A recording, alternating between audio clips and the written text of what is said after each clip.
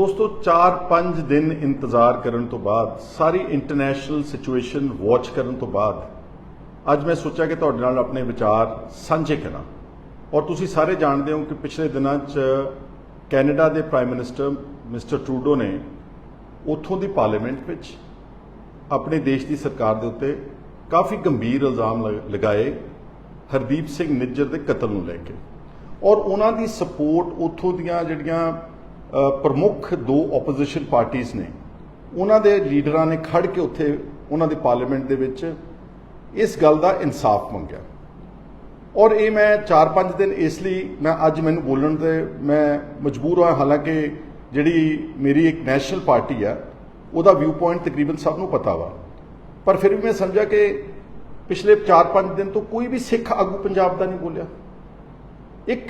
एक भी आदमी जिहड़ा कोई पंजाब का या सिखां की गल कह सकता होया कोई नहीं बोलिया।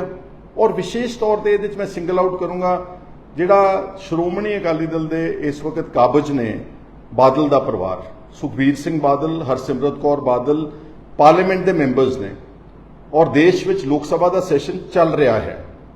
एक शब्द नहीं बोले, वीज़ा वगैरह तो बोले ने, लेकिन जिहड़े एलीगेशनस ह्यूमन राइट्स अब्यूज़ दे और उन्होंने धरती के उत्ते जिहड़ा कतल होया एक सिख भावां कि उसनूं खालिस्तानी कहा गया, उसनूं टैररिस्ट कहा गया कि किसी सूबे के कोल किसी गवर्नमेंट के कोल इस तरह का अधिकार है कि कोई विदाउट एनी ट्रायल बिना किसी कोर्ट किसी अदालत की कार्रवाई तो किसी को कतल किया जा सकता। सवाल ये उठिया वा और इत्थे कोई नहीं बोलिया।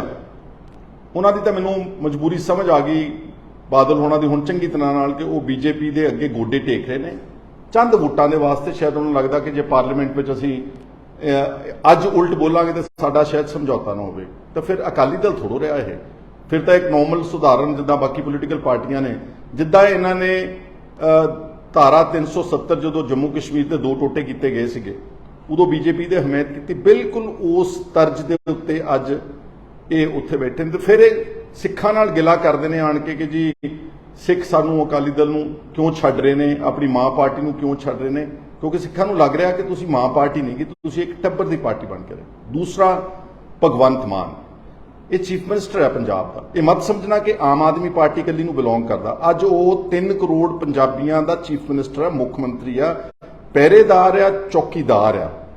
एक शब्द नहीं बोलिया। वो एडा इंपॉर्टेंट एक इशू मतलब 8 लाख के करीब पंजाबी कैनेडा के जिन्हों का भविख उन्होंने बहुते नौजवान तबका वा जिन्हों का भविख दाऽ ते लग गया तो अपने सूबे की इज्जत दाऽ ते लग गई पंजाब की और खास तौर पर उन्होंने सिखां ने।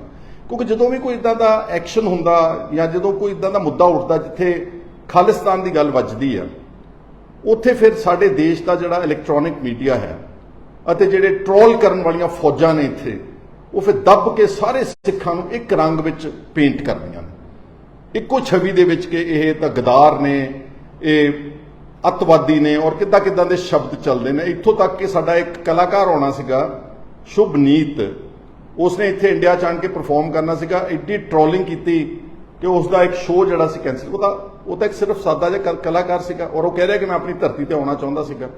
आ इहदा इफेक्ट पिया। इहदे मुकाबले ते जदों कोई दूजियां वक्खवादी सुरां उठदियां ने, कोई हिंदू राष्ट्र की गल करदा ते उत्थे तां कोई इदां दा नज़रिया नहीं बनाया जाता कि देश टुट जाएगा। उदों तो नैशनल मीडिया कुछ नहीं बोलता। इहदे नालों कई गुणा ज़्यादा ब्लेटेंटली शरेआम कानून ते संविधान दीयां धज्जियां उठा के उड़ा के इत्थे हिंदू राष्ट्र की गल कही जाती है। मैं कोई खालिस्तान के हक में नहीं गा, बिल्कुल अच्छी तरह मैं पहला इत्थे क्लैरिफाई करना चाहना, पर मैं जो बाहरों बैठा एक देख रहा वहाँ एक दृश्य जिहदे साडे पंजाब की ते सिखां दी भंडी प्रचार किया जा रहा, पंजाबियों का विच ही भंडी प्रचार हो रहा वा। तो मैं समझदा तो किसी को तो बोलना चाहिए सी। भगवंत मान छोटी छोटी गल ते उठ के सवेरे ट्वीट करता आ, कदी कहंदा जी फलाने लीडर नूं 10वीं नहीं पढ़नी आई, इनू मैं कहना पंजाबी च 10वीं करके दिखा दे, 45% नंबर लैके आ जा। छोटिया छोटिया गल्लां ते होर टिचरां करदा ओपोजिशन नूं।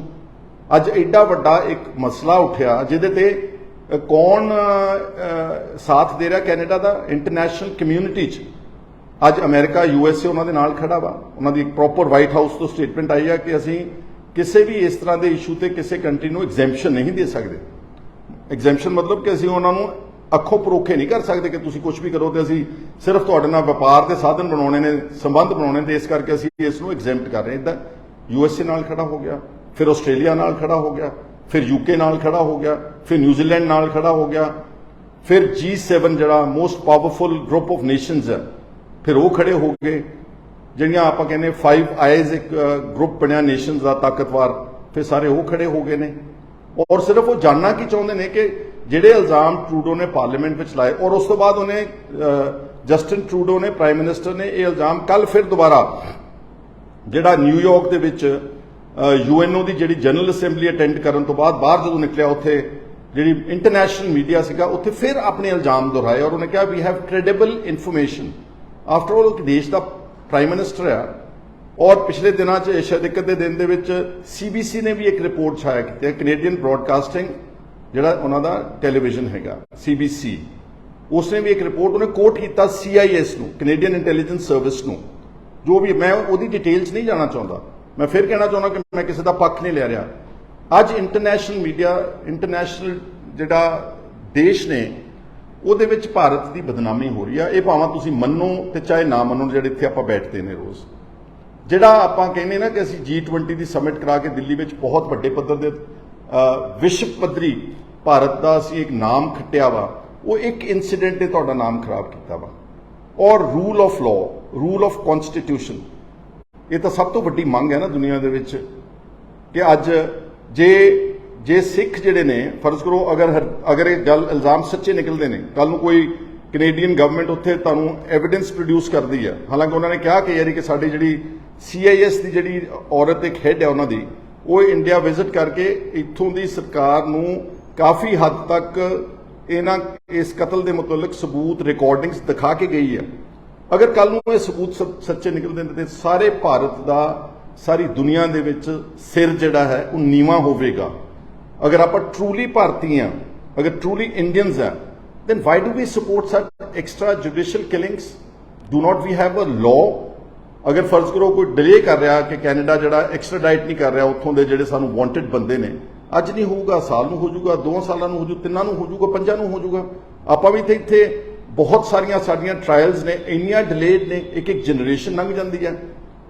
ਕੀ ਆਪਣੇ ਕੋਲ ਅਧਿਕਾਰ ਹੈ ਕਿ ਅਸੀਂ ਦੇਸ਼ ਟੱਪ ਕੇ ਅੱਗੇ ਜਾ ਕੇ ਤੇ ਉੱਥੇ ਬੰਦੇ ਚੱਕ ਲਈਏ? ਇਹਦਾ ਮਤਲਬ ਇਹ ਹੋਇਆ ਕਿ ਜਿਹੜੇ ਪੰਜਾਬੀ ਨੇ ਤੇ ਸਿੱਖ ਨੇ, ਉਹ ਪੰਜਾਬ ਵਿੱਚ ਤਾਂ ਮਹਿਫੂਜ਼ ਹੈ ਹੀ ਨਹੀਂ ਹਨ, ਉਹ ਉੱਥੇ ਵੀ ਮਹਿਫੂਜ਼ ਨੇਗੇ। ਔਰ ਇੱਥੇ ਮੈਂ ਤਾਂ ਕਹਿ ਰਿਹਾ ਕਿ ਇੱਥੇ ਇੱਕ ਟਰੈਕ ਰਿਕਾਰਡ ਹੈ ਪੁਰਾਣਾ, ਪਿਛਲੇ 30, 35, 40 ਸਾਲ ਤੋਂ, ਕਿ ਪੰਜਾਬ ਦੇ ਵਿੱਚ ਝੂਠੇ ਪੁਲਿਸ ਮੁਕਾਬਲਿਆਂ ਵਿੱਚ, ਐਕਸਟਰਾ ਜੁਡੀਸ਼ੀਅਲ ਕਿਲਿੰਗਸ ਵਿੱਚ ਬੰਦੇ ਨਹੀਂ ਮਾਰੇ ਗਏ। ਪਰਸੋਂ ਚੌਥ ਹੀ ਅੰਮ੍ਰਿਤਸਰ ਦੇ ਅਦਾਲਤ ਨੇ 3 ਕੇ 4 ਪੁਲਿਸ ਵਾਲਿਆਂ ਨੂੰ ਸਜ਼ਾ ਦਿੱਤੀ ਆ for killing people innocent, 6 in fake encounter. ਔਰ ਵੈਸੇ ਵੀ ਹੋਰ ਬਹੁਤ ਸਾਰੀਆਂ ਗੱਲਾਂ ਨੇ। ਕੀ ਇਹਦੇ ਨਾਲ ਸਾਡਾ ਸਿਰ ਉੱਚਾ ਹੁੰਦਾ? ਕੀ ਇਹਦਾ ਮਤਲਬ ਹੈ ਕਿ ਉਹ ਕੀ ਕਹਿੰਦੇ ਹੁੰਦੇ ਕਿ ਜਿਹੜਾ ਤਕੜਾ ਉਹਦੀ 7ਵੀਂ ਹੀ 100, ਕਿ ਜਿਹੜਾ ਤਕੜਾ ਉਹ ਜਿੱਥੇ ਮਰਜ਼ੀ ਜਾ ਕੇ ਜਿਹਨੂੰ ਮਰਜ਼ੀ ਮਾਰ ਦੇਵੇ? ਇਹ ਤਾਂ ਫਿਰ ਤਕੜੇ ਤੇ ਕਮਜ਼ੋਰ ਦੀ ਲੜਾਈ ਹੋਊਗੀ। ਇਹ ਤਾਂ ਫਿਰ ਰੂਲ ਆਫ ਲਾਅ ਤੇ ਕਨਸਟੀਟਿਊਸ਼ਨ ਦੀ ਲੜਾਈ ਤੇ ਅਦਾਲਤਾਂ ਦੀ ਲੜਾਈ ਤਾਂ ਰਹਿ ਨਹੀਂ ਗਈ। ਫਿਰ ਇਹ ਤਾਂ ਡਿਸਆਰਗੇਨਾਈਜ਼ਡ ਗਰੁੱਪਸ ਕਰਦੇ ਨੇ ਦੁਨੀਆ ਦੇ ਵਿੱਚ, ਜਿਹੜੇ ਸੋ ਕਾਲਡ ਟੈਰਰਿਸਟ ਗਰੁੱਪਸ ਨੇ, ਆਰਗੇਨਾਈਜੇਸ਼ਨਸ ਨੇ, they have no rule of law. But countries like India, ਜਿਹੜੀ ਇੱਕ ਬਹੁਤ ਵੱਡੀ ਡੈਮੋਕ੍ਰੇਸੀ ਹੈ ਸਾਰੀ ਦੁਨੀਆ ਦੇ ਵਿੱਚ, ਇੱਕ ਗਰੋਇੰਗ ਡੈਮੋਕ੍ਰੇਸੀ ਆ, ਇੱਕ ਪ੍ਰੋਗਰੈਸਿਵ ਕੰਟਰੀ ਗਿਣਿਆ ਜਾ ਰਿਹਾ ਵਾ ਸਾਰੀ ਦੁਨੀਆ 'ਚ। ਸਾਡੀ ਇਕਨੋਮੀ ਇਸ ਵਕਤ ਉਤਲੇ ਨੰਬਰਾਂ ਵਿੱਚ ਆ ਰਹੀ ਹੈ। ਸਾਡੀ 3 ਟ੍ਰਿਲੀਅਨ ਡਾਲਰਸ ਦੀ ਇਕਨੋਮੀ ਆ। ਹਾਲਾਂਕਿ Canada the we, not to forget, ਉਹਦੀ ਸਾਡੇ ਮੁਕਾਬਲੇ ਤੇ ਪੋਪੂਲੇਸ਼ਨ 140 ਕਰੋੜ ਦੇ ਮੁਕਾਬਲੇ ਤੇ ਸਿਰਫ 4 ਕਰੋੜ ਆ। ਉਹਨਾਂ ਦੀ ਇਕਨੋਮੀ 2 ਟ੍ਰਿਲੀਅਨ ਦੀ ਹੈਗੀ ਆ। ਔਰ ਉਹਨਾਂ ਦਾ ਜਿਹੜਾ ਪਰ ਕੈਪੀਟਾ ਹੈਗਾ ਐਜ਼ ਪਰ GDP, ਉਹ ਸਾਡੇ ਨਾਲੋਂ ਕਈ ਗੁਣਾ ਜ਼ਿਆਦਾ। ਚਲੋ ਮੈਂ ਉਸ ਪਾਸੇ ਨਹੀਂ ਜਾਣਾ ਚਾਹੁੰਦਾ, ਪਰ ਸਾਡੇ ਕੋਲ ਇੱਕ ਸੰਵਿਧਾਨ ਆ, ਰੂਲ ਆਫ ਲਾਅ ਹੈ। ਔਰ ਮੈਨੂੰ ਤਾਂ ਇਹ ਲੱਗਦਾ ਅਗਰ ਇਹ ਗੱਲਾਂ ਸੱਚੀਆਂ ਉੱਥੇ ਨਿਕਲ ਰਹੀਆਂ ਨੇ, ਇਹਦਾ ਮਤਲਬ ਇੱਥੇ ਤਾਂ ਪੰਜਾਬ ਦੇ ਵਿੱਚ ਕੋਈ ਵੀ ਸੇਫ ਨਹੀਂਗਾ। ਇਹਦਾ ਮਤਲਬ ਕੋਈ ਵੱਡੀ ਗੱਲ ਨਹੀਂ ਗੀ। ਮੈਂ ਸ਼ੰਕਾ ਜ਼ਾਹਰ ਕਰ ਰਿਹਾ ਹਾਂ ਕਿ ਦੀਪ ਸਿੱਧੂ ਵੀ ਇਸੇ ਤਰ੍ਹਾਂ ਦਾ ਕਤਲ ਦਾ ਸ਼ਿਕਾਰ ਹੋਇਆ ਹੋਵੇਗਾ, ਅਤੇ ਹੋਰ ਵੀ ਹੋਇਆ ਹੋਣਗੇ ਜਿਹੜੇ ਵੋਕਲ ਨੇ। ਇੱਥੇ ਗੈਂਗਸਟਰਸ ਜੇਲ੍ਹਾਂ 'ਚੋਂ ਬੈਠੇ ਵਿਦੇਸ਼ਾਂ ਦੇ ਉਹ ਛੋਰੇ ਕਤਲਾਂ ਦਾ ਜ਼ਿੰਮੇਵਾਰੀ ਚੱਕ ਰਹੇ ਨੇ, ਔਰ ਉਹਨਾਂ ਨੂੰ ਸਾਡਾ ਨੈਸ਼ਨਲ ਟੈਲੀਵਿਜ਼ਨ ਉਹਨੂੰ ਫਲੌਂਟ ਕਰ ਰਿਹਾ ਵਾ। ਇੱਕ ਜੇਲ੍ਹ 'ਚ ਬੈਠਾ ਗੈਂਗਸਟਰ ਆ, ਪਿਛਲੇ ਦਿਨਾਂ 'ਚ ਤੁਸੀਂ ਦੇਖਿਆ ਵਾ। ਔਰ ਇੱਥੇ ਜੇਲ੍ਹ 'ਚ ਬੈਠੇ ਗੈਂਗਸਟਰਸ ਇੰਟਰਵਿਊਜ਼ ਦੇ ਰਹੇ ਨੇ ਕਿ ਇਹ ਇਸ ਰੂਲ ਆਫ ਲਾਅ ਤੇ ਇਸ ਕਨਸਟੀਟਿਊਸ਼ਨ ਤੇ ਅਸੀਂ ਫਖਰ ਕਰਦੇ ਹਾਂ। कि भगवंत मान तुसी फोटो पिछे बाबा साहब अंबेडकर की इसलिए टंगी हुई है कि तुसी तुहाडे पंजाब दे विच जेलां चों इंटरव्यूआं चलन ते जेलां चों सब कुछ चले वीडियोज़ आउण ते तुसी कुछ ना करो। और एडे इंपॉर्टेंट सेंसेशनल मैटर दे उत्ते जिथे ਲੱਖਾਂ नौजवानों का भविख जुड़िया तुसी उहदे ते ना बोलो। इत्थों तक मेरा ख्याल तो शायद भगवंत मान वीजे ते भी नहीं बोलिया, चलो अकालियां ने माड़ी मोटी संग की, वो वीजे ते बोले। मैं वीजे ते भी कहना चाहना कि यह की ਇਹਦੇ ਨਾਲ ਕਿੱਡਾ ਅੱਛੀ ਛਵੀ ਜਾਵੇਗੀ ਆਪਣੀ, ਜਾਣਦਿਆਂ ਹੋਇਆਂ ਕਿ ਪੰਜਾਬ ਦੇ ਔਰ ਭਾਰਤ ਦੇ ਸ਼ਾਇਦ ਭਾਰਤ ਦੀ ਟੋਟਲ ਇੰਡੀਅਨ ਪੋਪੂਲੇਸ਼ਨ ਕੈਨੇਡਾ ਵਿੱਚ 4 ਕਰੋੜ ਵਿੱਚੋਂ ਅਪਰੋਕਸੀਮੇਟਲੀ 20 ਲੱਖ ਆ। ਤੁਸੀਂ ਇਸ ਇੱਕ इंसीडेंट ਨੂੰ ਇਸ਼ੂ ਬਣਾ ਕੇ ਤੁਸੀਂ ਕਹਿੰਦੇ ਅਸੀਂ ਕੈਨੇਡੀਅਨਸ ਨੂੰ ਕਿਸੇ ਨੂੰ ਵੀਜ਼ਾ ਨਹੀਂ ਦੇਣਾ, ਉਹਦੇ ਬਹੁਤ ਸਾਰੇ ਗੈਰ ਪੰਜਾਬੀ ਵੀ ਮਾਰੇ ਜਾਣਗੇ, ਬਹੁਤ ਸਾਰੇ ਕੇਰਲਾ ਦੇ, ਬਹੁਤ ਸਾਰੇ ਸਾਊਥ ਇੰਡੀਅਨ ਦੇ ਸਟੇਟ ਦੇ, ਗੁਜਰਾਤ ਦੇ ਪ੍ਰਾਈਮ ਮਿਨਿਸਟਰ ਸਾਹਿਬ ਦੀ ਸਟੇਟ ਦੇ ਬਹੁਤ ਪ੍ਰੋਗਰੈਸਿਵ ਬਿਜ਼ਨਸਮੈਨ ਕੈਨੇਡਾ ਤੇ ਅਮਰੀਕਾ 'ਚ ਬੈਠੇ ਨੇ, ਇਹ ਤਾਂ ਉਹ ਵੀ ਸ਼ਿਕਾਰ ਹੋ ਜਾਣਗੇ।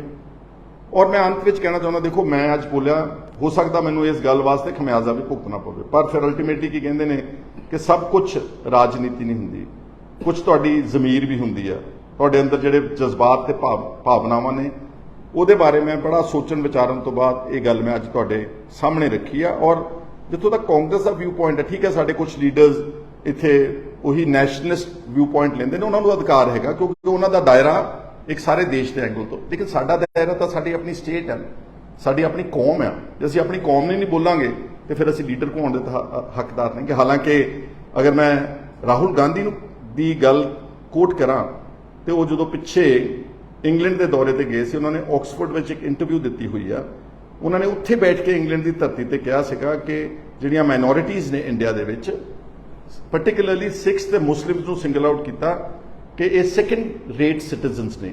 ਇਹ ਮੈਂ ਨਹੀਂ ਕਹਿ ਰਿਹਾ ਸਾਡੇ ਕਾਂਗਰਸ ਦਾ ਟੌਪ, ਔਰ ਐਨੀ ਫੀਲ ਸੋ, ਕਿਉਂਕਿ ਜੋ ਪਿਛਲੇ ਸਾਲਾਂ ਦੇ ਵਿੱਚ ਜਿਸ ਢੰਗ ਦੇ ਨਾਲ ਵਿਤਕਰਾ ਹੋਇਆ, ਟਾਰਗੇਟਿੰਗ ਹੋਈ, ਹੇਟ ਕੈਂਪੇਨਸ ਚਲਾਏ ਗਏ, ਵਿਲੀਫਿਕੇਸ਼ਨ ਕੈਂਪੇਨ ਚਲਾਇਆ ਗਿਆ, ਇਹ ਸਾਰੀ ਦੁਨੀਆ ਨੂੰ ਦਿਸ ਰਿਹਾ ਨਾ। ਉਹ ਠੀਕ ਹੈ ਕਿ ਅਗਰ ਆਪਾਂ ਆਪਣੀ ਅੱਖਾਂ ਬੰਦ ਕਰੀਏ ਕਿ ਅਸੀਂ ਨਹੀਂ ਦੇਖਣਾ ਚਾਹੁੰਦੇ ਇਹ ਮਸਲਾ, ਲੇਕਿਨ ਦੁਨੀਆ ਜਿਹੜੀ ਹੈ ਅੱਜ ਬਹੁਤ ਤੇਜ਼ੀ ਦੇ ਨਾਲ ਇੰਟਰਕਨੈਕਟਡ ਹੈ, ਸੋਸ਼ਲ ਮੀਡੀਆ ਨਾਲ ਕਨੈਕਟਡ ਹੈ, ਕਈ ਪਲੇਟਫਾਰਮਸ ਨਾਲ ਕਨੈਕਟਡ ਹੈ, ਮੀਡੀਆ ਬਹੁਤ ਐਕਸੈਸਿਬਲ ਹੈ। ਸੋ ਮੈਂ ਕਿਸੇ ਦੀ ਮੁਖਾਲਫਤ ਕਰਨ ਵਾਸਤੇ ਇੱਥੇ ਨਹੀਂ ਆਇਆ, ਮੈਂ ਤਾਂ ਸਿਰਫ ਇਹ ਕਹੂੰਗਾ ਕਿ ਅੱਜ ਸਾਡੇ ਦੇਸ਼ ਨੂੰ ਪਾਰਲੀਮੈਂਟ ਸੈਸ਼ਨ ਔਨ ਚੱਲ ਰਿਹਾ ਵਾ, ਉਸ ਵਿੱਚ ਵੈਸੇ ਹੀ ਫਰਜ਼ ਬਣਦਾ ਸੀਗਾ ਗਵਰਨਮੈਂਟ ਆਫ ਇੰਡੀਆ ਦੇ ਟੌਪ ਲੀਡਰਸ ਦਾ ਕਿ ਉਹ ਪ੍ਰੋਪਰ ਤੌਰ ਤੇ ਇਸ ਸਾਰੀ ਗੱਲ ਨੂੰ ਕਲੈਰੀਫਾਈ ਕਰਦੇ। ਔਰ ਅੱਜ ਵੀ ਮੈਂ ਚਾਹੂੰਗਾ ਕਿ ਕਿਰਪਾ ਕਰਕੇ ਜਿਹੜਾ ਤੁਸੀਂ ਵੀਜ਼ਾਜ਼ ਉਡਾਤੇ ਨੇ ਸਾਰੇ, ਔਰ ਤੁਸੀਂ ਆਰਟਿਸਟ ਨੂੰ ਇੱਥੇ ਇੰਡੀਆ ਦੀ ਧਰਤੀ ਤੇ ਪਰਫਾਰਮ ਨਹੀਂ, ਇਹਦੇ ਨਾਲ ਕੜੱਤਨ ਵਧਣੀ ਹੈ, ਇਹਦੇ ਨਾਲ ਕੜੱਤਨ ਘਟਣੀ ਨਹੀਂ ਗੀ। ਇਹ ਅੰਦਾਜ਼ਾ ਲਾਓ ਕਿ ਤੁਹਾਡਾ ਟ੍ਰੇਡ ਇੰਡੀਆ ਦਾ ਇਫੈਕਟ ਹੋਵੇਗਾ। ਆਫਟਰ ਆਲ ਕਾਫੀ ਵੱਡੇ ਪੱਧਰ ਦੇ ਉੱਤੇ ਇੰਡੀਆ ਔਰ ਕੈਨੇਡਾ ਦਾ ਟ੍ਰੇਡ ਦੇ ਸੰਬੰਧ ਨੇ।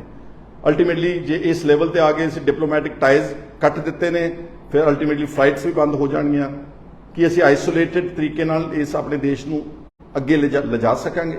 ਤਾਂ ਮੈਂ ਸਮਝਦਾ ਕਿ ਜੋ ਇਹ ਮਸਲਾ ਉੱਠਿਆ ਵਾ, ਜੋ ਇੱਕ ਐਲੀਗੇਸ਼ਨਸ ਨੇ, ਹਲੇ ਹੋ ਸਕਦਾ ਇਸ ਨੂੰ ਬਹੁਤ ਚੰਗੇ ਤਰੀਕੇ ਨਾਲ ਸਾਡੀ ਗਵਰਨਮੈਂਟ ਜਿਹੜੀ ਉਹਨੂੰ ਕਲੈਰੀਫਾਈ ਕਰ ਸਕਦੀ ਹੈ। ਅਗਰ ਕਿਸੇ ਨੇ ਗਲਤੀ ਕੀਤੀ ਹੈ, ਫਰਜ਼ ਕਰੋ ਹੋ ਸਕਦਾ ਕਿ ਸਰਕਾਰ ਦੀ ਅੱਖ ਤੋਂ ਥੱਲੇ ਕਿ ਯਾਰ ਬਹੁਤ ਸਾਰੇ ਕੰਮ ਕਰ ਜਾਂਦੇ ਨੇ, ਜਿੱਦਾਂ ਪੰਜਾਬ ਦੇ ਵਿੱਚ ਉਸ ਵਕਤ ਮਿਲੀਟੈਂਸੀ ਦੇ ਦੌਰ ਦੇ ਵਿੱਚ ਕਈਆਂ ਨੇ ਆਪਣੀਆਂ ਬੜੀਆਂ ਰੋਟੀਆਂ ਸਿੱਕੀਆਂ, ਕਈਆਂ ਨੇ ਬੜੇ ਬਦਲੇ ਲਏ, ਕਈਆਂ ਨੇ ਬਹੁਤ ਘਰਾਂ ਦੇ ਘਰ ਤਬਾਹ ਕਰ ਦਿੱਤੇ, ਘਰ ਸਾੜ ਦਿੱਤੇ, ਲੋਕਾਂ ਨੂੰ ਬੇਗੁਨਾਹ ਲੋਕਾਂ ਨੂੰ ਮਾਰ ਦਿੱਤਾ। ਉਹਦੀ ਆੜ ਦੇ ਵਿੱਚ ਕਿਤੇ ਇਹ ਤਾਂ ਨਹੀਂਗਾ ਕਿ ਦੇਸ਼ ਦੀ ਏਕਤਾ ਤੇ ਅਖੰਡਤਾ ਨੂੰ ਬਰਕਰਾਰ ਰੱਖਣ ਦੀ ਆੜ ਵਿੱਚ ਥੱਲੇ ਹੀ ਕਿਸੇ ਨੇ ਕਰ, ਹੋ ਸਕਦਾ ਇਸ ਤਰ੍ਹਾਂ ਵੀ ਹੋਇਆ ਹੋਵੇ। ਸੋ ਇਹ ਸਾਰੀਆਂ ਗੱਲਾਂ ਜਿਹੜੀਆਂ ਨੇ ਕਲੈਰੀਫਿਕੇਸ਼ਨ ਮੰਗਦੀਆਂ, ਪਰੰਤੂ ਮੈਨੂੰ ਬੜਾ ਦੁੱਖ ਹੋਇਆ ਕਿ ਐਡਾ ਸਾਡਾ ਇੱਕ ਮਾਣਮੱਤਾ ਸੂਬਾ ਹੋਵੇ, ਐਡਾ ਗੌਰਵਮਈ ਇਤਿਹਾਸ ਹੋਵੇ, ਔਰ ਸਾਡੇ ਪੰਜਾਬ ਦੇ ਲੋਕਾਂ ਨੇ, ਸਿੱਖਾਂ ਨੇ ਸਭ ਤੋਂ ਜ਼ਿਆਦਾ ਦੇਸ਼ ਦੀ ਆਜ਼ਾਦੀ ਵਿੱਚ ਫਾਂਸੀਆਂ ਦੇ ਰੱਸੇ ਚੁੰਮੇ ਹੋਣ, ਕਾਲੇ ਪਾਣੀ ਦੀਆਂ ਕੈਦਾਂ ਕੱਟੀਆਂ ਹੋਣ, ਔਰ ਸਭ ਤੋਂ ਜ਼ਿਆਦਾ ਕੁਰਬਾਨੀਆਂ ਦਿੱਤੀਆਂ ਹੋਣ। ਮੈਂ ਉਹ ਗਿਣਾਉਣਾ ਨਹੀਂ ਚਾਹੁੰਦਾ, ਕੂਕਾ ਲਹਿਰ ਤੇ ਬਾਬਾ ਗਦਰੀ ਬਾਬੇ ਕਿੱਥੋਂ ਉੱਠ ਕੇ ਵਿਦੇਸ਼ਾਂ ਚੋਂ ਆਣ ਕੇ ਇਸ ਦੇਸ਼ ਨੂੰ ਆਜ਼ਾਦ ਕੀਤਾ।